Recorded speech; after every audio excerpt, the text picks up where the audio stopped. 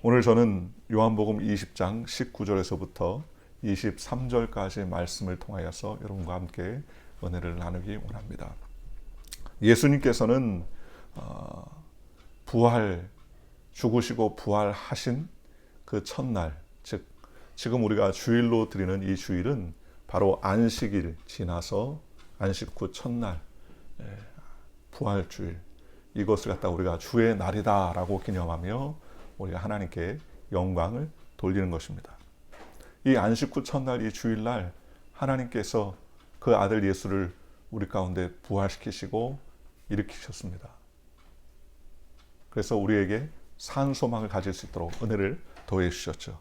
그리고 예수님께서는 우리에게 오셔서 소망과 은혜를 주셨는데, 오늘 성경에 예수님께서 제자들에게 처음 나타나신 장면이 오늘 19절에서부터 23절까지의 내용이 예수님께서 제자들에게 나타나셔서 말씀하신 내용입니다.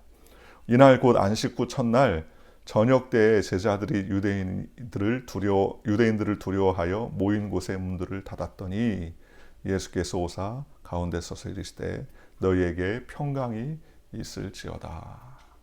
우리 주님께서 두려워서 떠는 제자들에게 제일 먼저 나타나셔서 하신 말씀이 너희에게 평강이 있을지어다. 평강이라는 말은 히브리 말로 샬롬이라는 말이고요. 영어로는 peace, 우리나라 말로는 평강이나 혹은 평화라고 그렇게 말할 수가 있습니다. 두려워하고 걱정하고 염려하고 근심했었습니다. 왜냐하면 그들의 미래에 대한 불안감과 그 고통이 이루 말할 수 없었기 때문이었습니다. 그럴 때 주님께서 제일 먼저 찾아오셔서 하신 말씀이 무엇이냐? 잘 있었니? 혹은 야 뭐하니? 너네들 그럴 수 있니? 나 십자가에 달릴 때 너희들 별로 안 보이더라. 이런 섭섭한 말을 하신 것이 아니라 제자들이 두려워하고 염려하고 걱정하고 그리고 그들의 미래가 불확실한 이때에, 그래서 성경은 유대인들을 두려워하여 모인 곳의 문들을 닫았더니, 마치 오늘 우리가 코로나 바이러스 때문에 다 집집마다 문 닫고 집 안에 있는 것 같은 느낌이 드는 거예요. 그죠? 잠시라도 밖에 나갔다가 이 코로나 바이러스가 묻어오면 어떡하나. 그죠? 어떻게 합니까? 우리 박근자 주사님 지금 어저께 주일날에도 통화했지만 얘기하시면서 아예 뭐 그렇게 코로나 바이러스가 내일겠어? 나에게 오겠어? 라는 어떤 그런 별로 이렇게 깊이 생각을 하지 않으셨는데, 그게 이제 느닷없이 몸이 열이 나고 하시니까 상당히 염려스럽고 걱정스럽다고. 다행인 것은 지금 극심한 고통은 조금 지나시고 아직도 열도 좀 있으시고 또 건강이 안 좋으시지만 하나님께서 우리 전사님 잘 극복하시리라 믿습니다. 유대인들을 두려워해서 그들이 문들을 다 닫고서 집 안에 있었습니다. 두려워해서 모인 곳의 문들을 닫았습니다. 그때 예수님께서 오셔서 하신 말씀이 제자들에게 너희에게 평강이 있을지어다. 너희에게 평안할지어다. 샬롬, 피스가 있을지어다. 우리에게 주님께서 이렇게 말씀해 주셨습니다. 오늘 저와 여러분이 이런 코로나 바이러스 때문에 두려워하고 염려하고 걱정하는 이때, 그리고 우리의 미래가 불확실하고 어떤 사람들을, 어떤 전문가들은 이게 이렇게 단순하게 한두 달 만에 끝날 게 아니다. 이제 앞으로 사람들의 문화가 바뀔 거다. 서로 악수하는 문화, 허그하는 문화가 아니라 이제는 거리를 두는 문화가 이제는 전반적으로 전 세계적으로 이 코로나 바이러스, 이 코로나 팬데믹 때문에 문화 자체도 바뀔 거다. 이렇게 이야기합니다. 상당히 염려스러운 것이 아닐 수 없습니다. 그럼에도 불구하고 마치 그런 두려움 가운데 있었던 제자들에게 예수님께서 다가오셔서 평강이 너에게 있을지어다. 오늘 저와 여러분이 기억해야 될 것은, 평강은 누가 주느냐? 평강은 예수님이 주시는 거예요. 평안하다, 평화하다, 어떤 이게 육체적인 평안이 아니라 내면적인, 그래서 그 누구도 우리의 마음의 평화를 빼앗을 수 없는 이 평강을 주님께서 우리에게 말씀해 주셨다는 것입니다. 그래서 평강은 누가 줘야 됩니까? 평강의 권위를 가지고 계신 분이 주셔야 되는 거예요. 평강의 권위를 가지고 계신 분이 선포를 하셔야 됩니다. 평강의 권위가 없으면 아무리 평안하다고 얘기해도요, 그 말에 효용이 없지 않습니까? 그렇지 않습니까? 제가 코로나 바이러스 괜찮아요. 아무 염려 없어요. 라고 얘기해도 그 말엔 권위가 없습니다. 왜요? 제가 코로나 바이러스의 전문가가 아니기 때문에 그렇죠. 그러나 전문가의 말 한마디가 얼마나 중요합니까? 그죠? 몸이 아파가지고 염려하고 걱정하다 일전에 몸이 아파서 야 이렇게 몸이 아프면 내가 큰 병에 걸린 거 아니야? 염려하고 걱정하다가 의사를 만나가지고 가정의를 만나고 진찰을 받고 아유 목사님 괜찮아요. 이 정도면 독감입니다. 염려하지 마세요. 한 3일 쉬면 낫습니다. 이렇게 얘기를 하고 나니까는요. 염려가 싹 사라져요. 왜요? 제가 아니라 전문가가 그렇게 저에게 진단해 주니까 그 진단의 결과를 확실하게 의지하고 믿으니까 평안해지더라는 것입니다. 오늘 저와 여러분에게 주인 되신 예수님께서 부활하시고 나서 제자들에게 제일 먼저 하셨던 예수님의 말씀은 너희에게 평강이 있을지어다. 그리고 20절에 보니까 이 말씀을 하시고 손과 옆구리를 보이시니 제자들이 주를 보고 기뻐하더라. 예수님의 못 박히신 손, 예수님의 못 박히신 발, 예수님의 창을 맞으신 옆구리는 고난의 상징 아닙니까? 그런데 그 고난의 상징을 제자들이 보고 기뻐했어요. 여러분 고난의 상징을 보고 어떻게 제자들이 기뻐할 수 있습니까? 그것은 바로 사망의 상징이요 죽음의 상징이요 절망의 상징이지만 그 절망인 사망을 극복하시고 이기시고 사망 권세에서 부활하신 예수님이 자신임을 증명하는 것이 무엇입니까? 그 고난의 징표요 사망의 징표였다는 것입니다. 방금 전까지 그 고난 때문에 예수님의 죽으심 때문에 두려웠던 제자들이 예수님의 못자국과 창자국을 보고서 기뻐하고 즐거워할 수 있었던 것은 무엇입니까? 바로 주님이시다라는 확실한 확신이 있었기 때문에 그 못자국과 창자국이 예수님임을 증명하는 일이었기 때문에 그는 기뻐할 수 있었다는 것입니다. 오늘 저와 여러분이 우리에게 다가오는 환난과 고난과 역경이 우리에게 증명이 되시기를 주님의 이름으로 축원합니다. 무슨 증명입니까? 주님을 만나는 증명이 되기를. 그래서 이스라엘 백성들은요 모세를 통해서 광야를 지나 애굽으로 갈 때까지 그들은 가장 중요했던 일이 무엇입니까? 홍해수를 건너고 그 다음에 요단강을 건넜던 일 아닙니까? 그리고 종려나무 70주가 있는 그런 마라의 쓴물에서 주님께서 단계하셨던 이런 모든 역사적인 어떤 하나님의 특별한 임재의 사건에는 반드시 이스라엘 백성은 뭘 만들었습니까? 증표를 만들었어요. 증표. 근데 증표는 아무 데가 있는 것이 아닙니다. 요단강을 건너야 할 때 도저히 건널 수 없을 땅, 건널 수 없는 강, 홍해, 도저히 사람의 능력으로는 갈 수 없는, 건널 수 없는 그러한 강, 요단강이죠. 홍해, 바다. 그리고 도저히 할 수 없는 일들을 하나님의 능력으로 말미암아 체험하고 경험하고 극복한 이후에 그들은 돌을 세워서 12돌을 세워서 하나님의 이름을 찬양하고 미리암 같은 경우는 말과 그 탄자들을 바다에 던지셨다. 여호와를 찬양하라. 하나님께 영광을 돌렸습니다. 오늘 우리에게 고난과 역경이 다가와도 그 고난과 역경에 우리에게 달려왔던 고난과 역경의 상처와 흔적이 오히려 주님을 만나는 기쁨이요 소망이요 부활의 산소망이 되는 저와 여러분들 되시기를 주님의 이름으로 축원합니다. 또 21절에 예수께서 또 이르시되 너희에게 평강이 있을지어다 아버지께서 나를 보내신 것 같이 나도 너희를 보내노라. 오늘 예수님이 두 번째 우리에게 하신 말씀은 무엇입니까? 아버지께서 나를 보내신 것 같이 나도 너희를 보내노라. 주님은 우리에게 평안해라, 안녕해라, 그러면서 걱정 없이 살아라 라고만 말씀하지 않으시고 그 다음에 무엇을 말씀해 주셨습니까?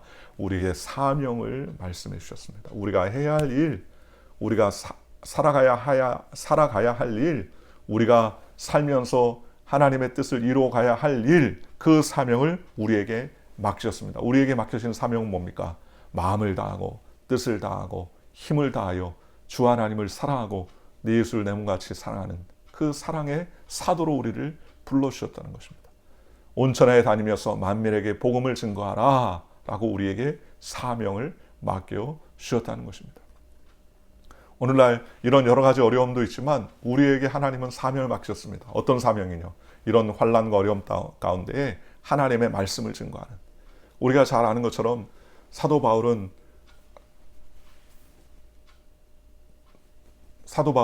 큰 풍랑을 만났지 않습니까?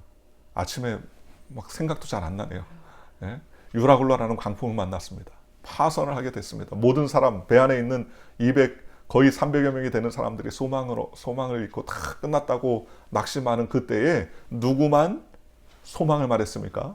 사도 바울만 소망을 말했어요. 그가 뭐 지어낸 말입니까? 아니에요. 어떤 말입니까? 하나님께서 천사를 통하여서 그에게 계시하신 말씀. 그가 기도하던 중에 바울아 내가 가이사 앞에 서야겠고 지금은 아직 그때가 아니다. 죽지 않는다. 그리고 이 배와 화물은 문제가 생기겠지만 이 모든 사람들은 내 손에 붙였느니라. 그는 그 확실한 말씀을 깨닫고 나서 그는 아침에 그 혼란과 환란 가운데서 그 수백 명의 사람들에게 여러분이여 안심하라. 내가 섬기는 하나님께서 여러분의 생명을 나에게 붙이셨다. 그러니 안심하라. 이렇게 평안을 얘기할 수 있었습니다. 왜요? 하나님의 사명을 받았기 때문입니다. 오늘 우리가 사명을 받아야지 평강을 증거할 수 있는 것입니다. 아무리 환난과 공포가 다가왔다 할지라도 우리가 하나님 말씀에 사명을 붙들면 우리는 그 사명으로 말미암아 담대히 나갈 수 있다는 사실을 기억하고 오늘 우리가 이 사명을 붙잡고 달려가는 저와 여러분들 되시기를 주님의 이름으로 축원합니다. 세 번째로 예수님께서 22절에 이렇게 말합니다. 이 말씀을 하시고 그들을 향하여 숨을 내쉬며 이르시되 성령을 받으라. 세 번째로 주님께서는 제자들에게 말씀하셨습니다. 뭐라고요? 성령을 받으라. 우리에게 성령을 주시는 분이 누구십니까?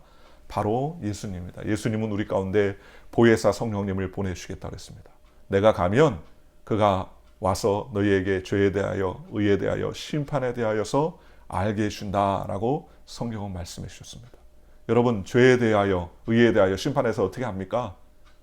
어떻게 알아요? 성령님이 깨닫게 해주신 것입니다. 세상 사람들의 죄는요. 세상 사람들의 죄는 가변적이죠. 상대적이죠. 그죠? 요즘에는 함부로 돌아다니는 것도 죄가 되지 않습니까? 시대나 문화에 따라서 바뀝니다.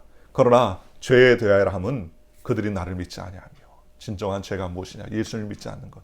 의에 대하여 함은 내가 아버지께로 갑니다. 이상의 의는 없습니다. 이상의 의는 오직 예수님입니다. 그리고 심판에 대하여 이 세상의 임금이 벌써 심판을 받았습니다. 심판을 해야 할 임금조차도 심판을 받을 하나님의 피조물이라는 사실을 주님께서는 우리에게 말씀해 주시고 성령을 받으라고 우리에게 명령해 주셨습니다. 오늘 저와 여러분이 성령 충만하여 하나님을 기쁘시게 할 하나님께 영광 돌리는 믿음의 백성들 되시기를 주님의 이름으로 축원하고 이 어려운 때 주님 앞에 기도함으로 말미암아 주께 더욱더 가까이 나가시기를 주님의 이름으로 축원합니다. 네 번째로 23절에 너희가 누구의 죄든지 사하면 사하여질 것이요 누구의 죄든지 그대로 두면 그대로 있으리라 하시니라. 예수님은 우리에게 네 번째로 말씀해 주셨습니다. 첫 번째는 평강이 있을지어다. 두 번째는 나를 보낸 같이 너희도 보낸다. 세 번째는 성령을 받으라. 그리고 네 번째는 누구의 죄든지 사하면 사하여질 것이다. 용서를 명하셨다는 것입니다. 오늘 저와 여러분이 용서의 삶을 사는 저와 여러분들 되시기를 주님의 이름으로 축원합니다. 우리가 이 땅에 살면서 주님께서는 우리가 그대로 두면 그대로 있고 우리가 죄를 사하면 사하여진다 했습니다. 이게 놀라운 축복 아닙니까? 내가 죄를 사하노라 그런다고 죄가 사해지나요? 그런데 주님은 그런 능력을 저와 여러분에게 주셨다는 것입니다. 즉 용서는 사랑의 결정체요 부활의 완성의 메시지입니다. 부활 메시지의 완성이 바로 사랑입니다.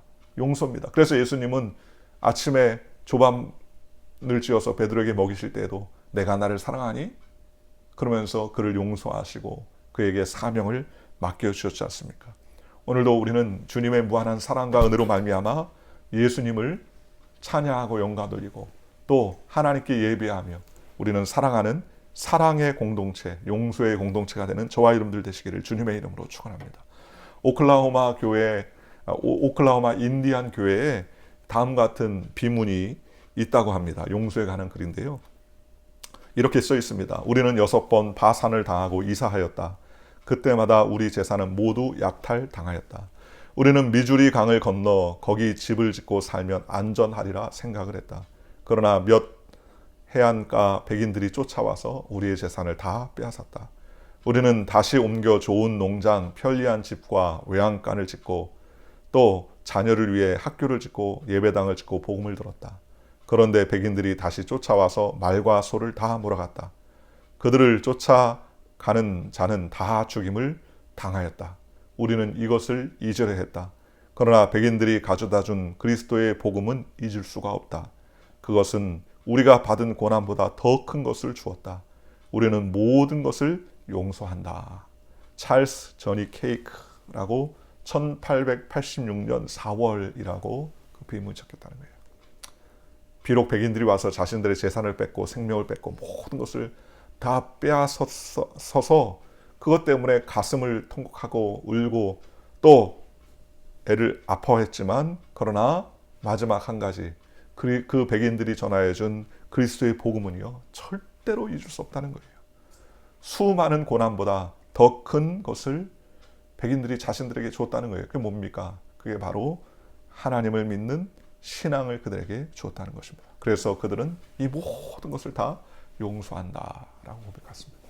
진정한 용서는 예수님이 주시는 것입니다.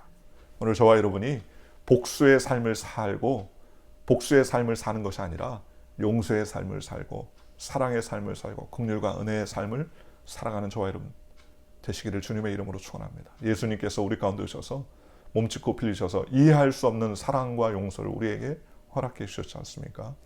오늘 우리가 이 아침에도 오늘 주님께서 우리에게 말씀하신 것처럼 이 네 가지의 말씀 평강이 있을지어다. 그리고 너희를 보낸다. 나도 너희를 보내노라. 그리고 성령 충만해라. 그리고 누구에든지 죄를 사하면 사하여질 것이다. 용서를 명해 주셨습니다. 이 아침에 저와 여러분이 하나님의 말씀을 붙들고 이와 같이 승리하는 믿음의 하루가 되시기를 주님의 이름으로 간절히 축원합니다.